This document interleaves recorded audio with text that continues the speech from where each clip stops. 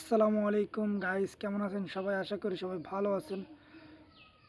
তো আমি একটি বিষয় নিয়ে আজকে আপনাদের সামনে কথা বলবো।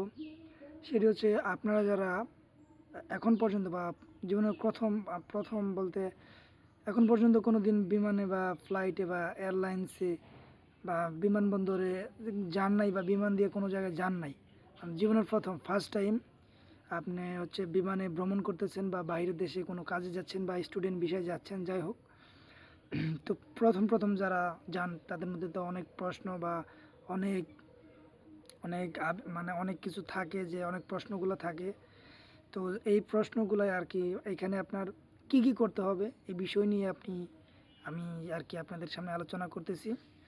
তো ওই বিষয়গুলোই নিয়ে কথা বলবো। তো কিভাবে আপনারা জীবনের প্রথম বা প্রথমবার ফ্লাইটে বা ইমিগ্রেশনে কিভাবে কি করবেন, এগুলো নিয়ে আলোচনা করব। তো আমি এখানে দুইটা ধাপ রাখছি, ফার্স্ট দুইটি ধাপ। তো আজকের এই পর্বেতে আমি দুইটা ধাপ নিয়ে আলোচনা করব। সেটি হচ্ছে, এক নম্বর আলোচনা হচ্ছে আপনার ফার্স্ট যে কাজটি করতে হবে, প্রথমত আপনার কাগজপাতি যা আছে, মানে ডকুমেন্ট জাতীয় যত কিছু আছে, ফার্স্ট আপনার এই কাজটা করতে হবে, সব রেডি রাখতে হবে। তো যাই হোক, ভিডিওটি শুরু করার আগে বলে নিই, যারা আমার চ্যানেল নতুন দর্শক, চ্যানেলটি সাবস্ক্রাইব করে দেবেন এবং কি পাশে থাকা বেল আইকনটি অন করে দেবেন। আর এই ভিডিওটা পুরো একদম শেষ পর্যন্ত দেখবেন, কেউ টেনে টেনে দেখবেন না। তো যাই হোক, ভিডিওটি শুরু করে দেই। প্রথমে যে ধাপটা আছে, দুইটা ধাপের মধ্যে এখানে আপনি 6টা ধাপ আমি করেছি। তো প্রথম ধাপটি এই ভিডিওতে বলবো।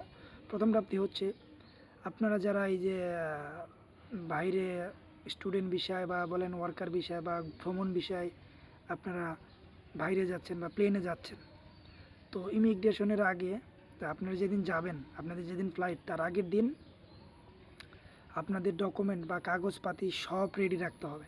ফার্স্ট কাজ, কাগজপাতির ভিতরে বলতে আপনার ভিসা অরিজিনাল নাকি এগুলো চেক করা, এগুলোর কাগজপাতি রাখা। তারপর হচ্ছে আপনার বিমান টিকিট, এইটা অনলাইনে যদি থাকে বা ফোনে থাকে, এটা প্রিন্ট করে রাখা, বা ফোনে রাখলেও হয়।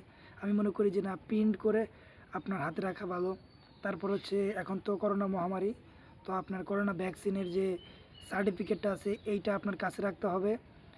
তারপরে যারা আর কি স্টুডেন্ট বিষয়ে যায়, তারপর আপনি যেই ভার্সিটিতে যে দেশে যাচ্ছেন, ওই দেশের অফার লেটার বা I-20 বা অন্য যেই দেশের যেই সিস্টেম, ওইগুলো লাগবে কলেজের। দেন হচ্ছে আপনার বাকি যে ডকুমেন্টগুলো, এডুকেশনাল যত ডকুমেন্ট আছে, সবগুলো আপনার এখানে রাখতে হবে।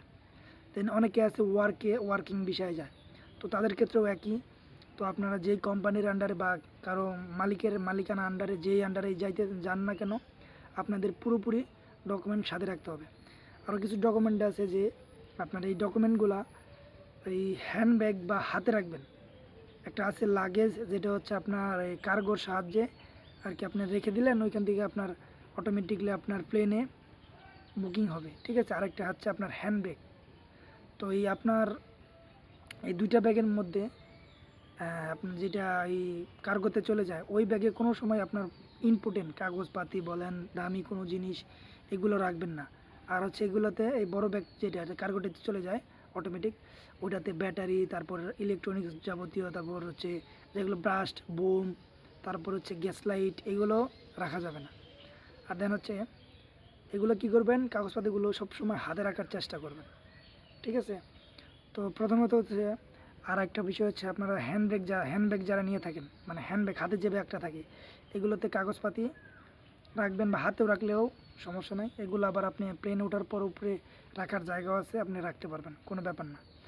তো এই কাগজপাতি রেডি রাখতে হবে।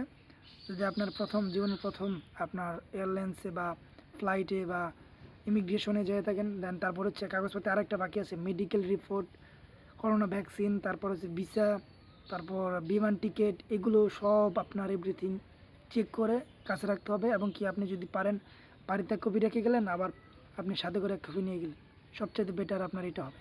তো যাই হোক, ভিডিওটা এই পর্যন্তই, দেখা হবে নেক্সট কোনো এক ভিডিওতে। সে পর্যন্ত ভালো থাকবেন, সুস্থ থাকবেন, হ্যাভ ফান।